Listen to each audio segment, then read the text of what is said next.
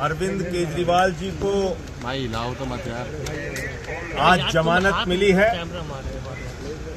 और ये जमानत इस बात का संदेश है कि देश के अंदर न्याय व्यवस्था कायम है।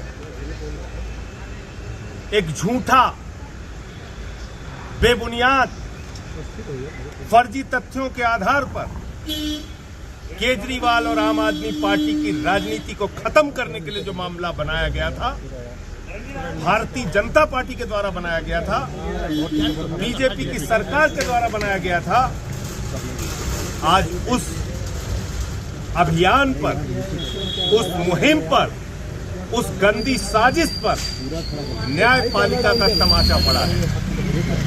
ये सत्य की विजय है।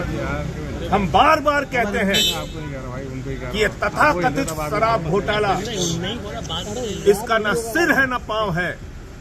ये झूठ की बुनियाद पे तैयार किया गया है। इस पे न कोई तथ्य है न प्रमाण है।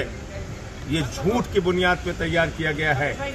और आज जो फैसला आया है, इससे न्यायपालिका के प्रति लोगों के मन में आस्था और विश्वास और मजबूत होगा। आज जो फैसला आया है, इससे देश के लोगों में खुशी की लहर है, दिल्ली के लोगों में खुशी की लहर है। आम आदमी पार्टी का एक एक कार्यकर्ता इस फैसले से उत्साहित है। अभी मैं केजरीवाल जी के परिवार से मिला। उनका परिवार, उनके बच्चे इस फैसले से बहुत खुश हैं। हम सब लोग आनंदित हैं। ये हम सब के लिए बहुत बड़ी जीत है, बहुत बड़ी विजय है और भारतीय जनता पार्टी के मुंह पर जोरदार तमाचा है।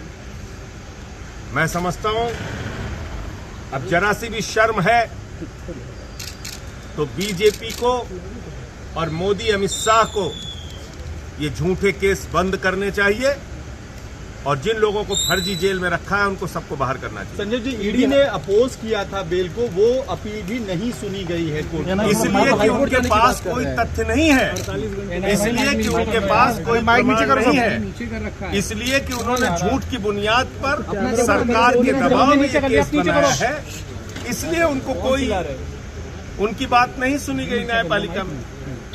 तो यही मैं कह रहा हूं कि ये सिर्फ और सिर्फ इस पूरे मुकदमे का मकसद था अरविंद केजरीवाल की राजनीति को खत्म करना, आम आदमी पार्टी की राजनीति को खत्म करना, आम आदमी पार्टी को क्रश करना, बर्बाद करना। ये मकसद था बीजेपी हाईकोर्ट जाने की बात कह रही है। और मुझे लगता है कि वो न्यायपालिका की लड़ाई है, उसके लिए हम लोग भी तैयार हैं। और कोई भी न्यायपालिका से जब एक जमानत मिली है, तो मैंने तो आज तक कभी ऐसा नहीं सुना कि आनंद फानन में आप जाके कहीं उसको ऊपर से उस जमानत के खिलाफ कुछ कर पाए। सर, चुनाव के ठीक पहले उनको गिरफ्तार किया गया था, तब स्पेशल सर्कमस्टांसेस में बेल दी गई और अब चुनाव के बाद उस वक्त भी मकसद यही था, चुनाव प्रचार से केजरीवाल को रोकना।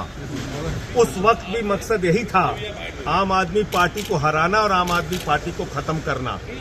तो इसलिए मैं कह रहा हूं कि ये मुकदमा ही पूरा झूठ की बुनियाद पे, झूठे तथ्यों के आधार पे, फर्जी तरीके से मामला बनाया गया है और एक एक आदमी को पकड़ के जेल में डाला। आप लोग ये भी कहते रहे हैं कि सारी गिरफ्तारियां चुनाव के लिए की जा रही थी। अब आपकी बात तो देता है कि चुनाव हो गए हैं तो गिरफ्तार। भाई ये तो साफ दिख रहा है ना, आप देखिए ना कि चुनाव संपन्न हो गया, चुनाव खत्म हो गया। अब दूध का दूध, पानी का पानी होगा। न्यायपालिका भी तो चीजों को देख रही है ना, न्यायपालिका भी तो देख रही है कि कैसे झूठे मामले बनाए गए हैं पूरी तरीके से। बीजेपी अभी भी करोड़ों के घोटाले की बात कर रही है। देखिए, बीजेपी, मैं कहता हूं इस धरती पर पूरी दुनिया में सबसे भ्रष्ट पार्टी का अगर नाम है तो है भारतीय जनता पार्टी। भारतीय जनता पार्टी के लोगों को, प्रधानमंत्री नरेंद्र मोदी को भ्रष्टाचार का भा बोलने की भी हिम्मत नहीं है। जितने देश के बड़े बड़े भ्रष्टाचारी हैं, सब प्रधानमंत्री मोदी जी के साथ हैं।